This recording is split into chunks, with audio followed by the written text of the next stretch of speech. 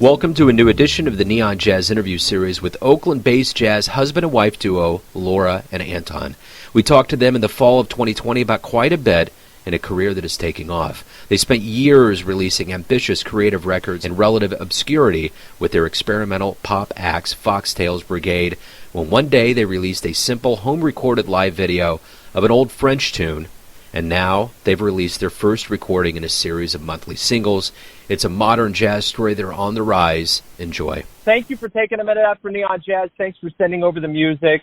I look forward to kind of talking a little bit about the music, COVID, and kind of the world we're living in right now. Sure. Sounds good. So let's start at the top here. How did all this begin for you? Kind of tell me where you're coming out of right now and kind of how all this began for you. So yeah, we're in Oakland, California, and we're married. We've been playing music together for over 10 years now. We started off doing just a kind of a experimental pop band called Foxtails Brigade, and we still do that band. But somewhere along the way, we kind of started playing just jazz standards. We used to play on the street, and people liked hearing the jazz standards, and Laura knew a bunch from her childhood, and then one day we put a video of Vie En Rose up on YouTube, and it went viral, and we're like, okay, we better do more jazz stuff.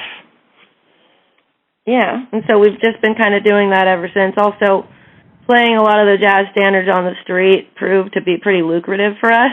And we started getting booked for a lot more of those kind of gigs, like jazz gigs that wanted us to play like the jazz stuff. And so we also started writing our own original jazz songs, and it just became a thing. And we enjoy it, and it's been fun. Yeah, I never really realized how great some of these old songs are, and these days it's like my favorite kind of music to listen to. Like when we're making dinner and stuff, I'll be putting on like Nat King Cole, and just great old music is my favorite. I've been listening to the old songs for since I was a kid. My dad, I used to get in trouble a lot growing up, and his way of punishing me was by making cassette tapes of all his favorite, jazz singers, like Billie Holiday and Ella Fitzgerald, Gary, June Christie, and he would say, if you can go and learn all the songs on this cassette tape and sing them along with the songs and make it sound like you're singing just like the singers, then you can be ungrounded for a day. Wow, I have never, of all the stories I've ever heard jazz as a disciplinary measure. That's great. Well, as a kid, I did not admit to liking any of it, except for Billie Holiday. She was the only one who I was okay with, or I admitted to being okay with. Well, okay, I also kind of admitted to being okay with a couple of Carlos Jobim songs. Yeah. Not all of them, though. Right, yeah, that's just him. But yeah, kids love strange fruit, so, yeah. The one thing that's great, I think, about this modern day and era that we live in is when I think about Kickstarter campaigns or things that go viral, you don't have to go into an American Idol audition. Your democratic process is sealed. When you go viral, you know that everybody loves it, and you just go for it. So there has to be something satisfying about that. How have you guys been doing during the pandemic? Because the weird thing is that you would think there's all of this darkness and doom and gloom about the pandemic, but it's actually fueled a lot of things from being vaulted in ways that may not have prior to March 12th. I think that's kind of true for us in a way. We started doing a weekly live stream, which has been doing really well, and that's been a really great thing for us. We haven't stopped playing music, that's for sure. Yeah. But it's been up and down, I'd say, in terms of just the emotional aspects of it all. Yeah, I definitely miss playing live music in front of an actual physical audience. Yeah. Yeah, I think we're all going through trauma in our own way. We're all the world is a big therapy room right now, and you just kind of have to, grab your joy where you can get it, and just hope that at some point we wake up and have really good news and we can start kind of getting back to some other levels of reality that are comforting to us. So, right. It's actually been a little bit of a relief to it's taken a little bit of the pressure off. I mean, just as I feel like as an artist a little, I think that prior to the pandemic, there has always been a little bit of a pressure to just like keep producing material all the time, and just the kind of rat race of it all just seemed to be a little bit less intense, Yeah, well, I think about the interesting part of all of this is when you historically look back at like when bebop was born with Dizzy and Bird, like and even Miles and all of that creativity that was happening. They were going through race riots. They were burning down clubs. I mean, these guys couldn't play in clubs, and it was on the heels of World War II, and none of these labels were telling them to come up with a new idiom. They weren't saying you need to create this. It came out of like a wellspring, and jazz has always been that way. Jazz is the cockroach. It always like stays, and it gets stronger. And that's the interesting thing about what I think you guys are doing. When I immediately listen to it, and I hear a lot of things on a regular basis, I was immediately drawn into what you guys were doing. And what I like is the antiquity and that history of what you guys are doing, because I think as far ahead as we get with technology and all of these things and just electronic things, I think we're going to revert back, because history is a carousel. One way or another, we get back to our roots. And this is roots music that you guys are making, and it really sounds good.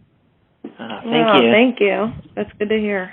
Hopefully it becomes a hit thing with the kids, and they're like, like you have these mixed tapes. Maybe these kids start making tapes because it sounds so good and they haven't heard it before, That's the hope, It's always a little scary to put stuff out that is not like the zeitgeist at the moment, and yeah. But it does seem to be resonating with some people. And I would love it if we could have some hand in bringing good melodies back to music. Right. I feel like there's just not much melody in music these days. Or there hasn't been for a little while. Yeah, and I kind of miss that. There's some people doing that. I think Billie Eilish has got some good melodies. Oh, same, yeah. But yeah, like there's kind of a lost art melodies these days. Yeah, without a doubt. Well, it was interesting. I was interviewing someone the other day, speaking of Van Halen. I grew up really liking those guys, and everybody just kind of, there's this notion that they were just these rock and roll people, but their dad, Alex and Eddie's dad, was a jazz clarinetist.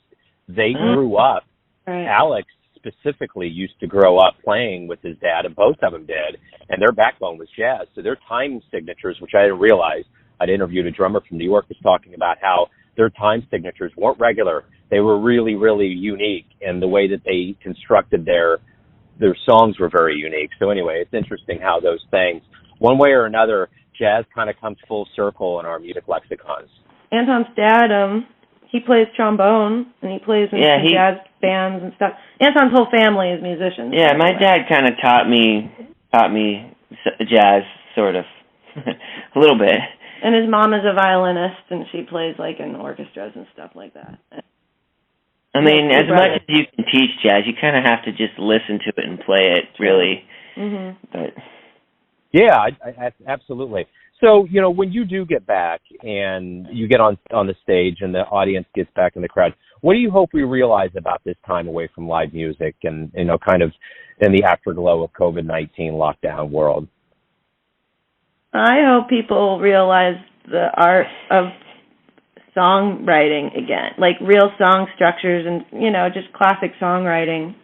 I mean, whether it be in jazz, the genre of jazz, or rock or pop or whatever, I feel like, well, at least in the kind of indie rock world, it has felt a little bit like songs, just the crafting of an actual song was a little bit gone.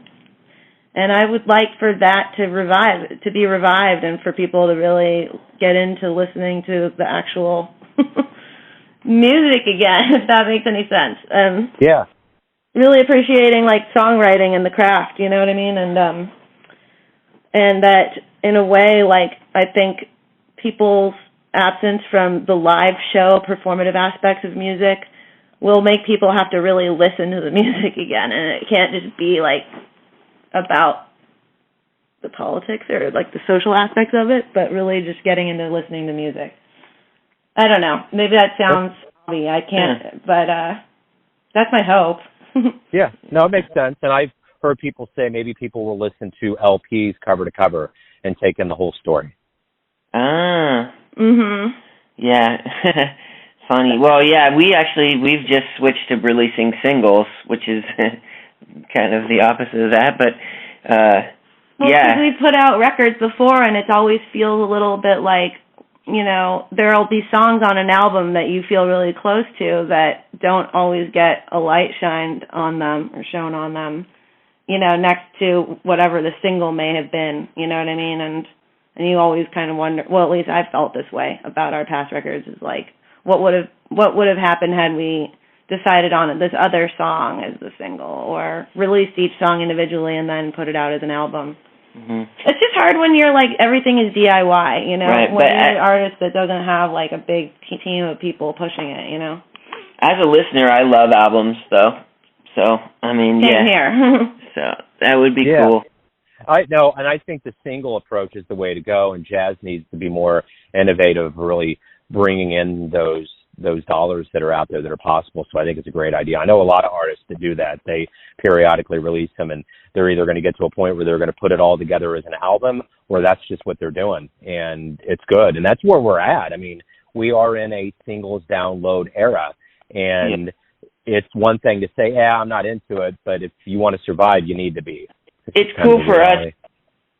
We record at home, and I like once I finish recording, I just want to put it out. I want to wait till all the rest of the songs are done. I just want to put it out. You know, I'm excited about it now. So, and I think our fans are excited about it now. We want to keep them happy. So, singles is good for us because it lets us keep giving things to our fans regularly. Well, hey, thank you for taking some time out to talk about this world and the new music. Good luck with everything as, you know, we kind of get back to it, and it's wonderful, wonderful material, so good luck with it. Thanks so much. And hello, Kansas City. We're happy to be talking to you guys. Thanks for listening and tuning in to another Neon Jazz interview. We give you a bit of insight into the finest singers in Oakland, Kansas City, and spots all over the world, giving fans all that jazz. And thanks to Laura and Anton for their time, skill, and cool. If you want to hear more interviews, go to Famous Interviews with Joe Domino in the iTunes Store. Visit neonjazz at youtube.com, and for everything Neon Jazz all the time, go to the neonjazz.blogspot.com. Until next time, enjoy the jazz, my friends. To me, your promises to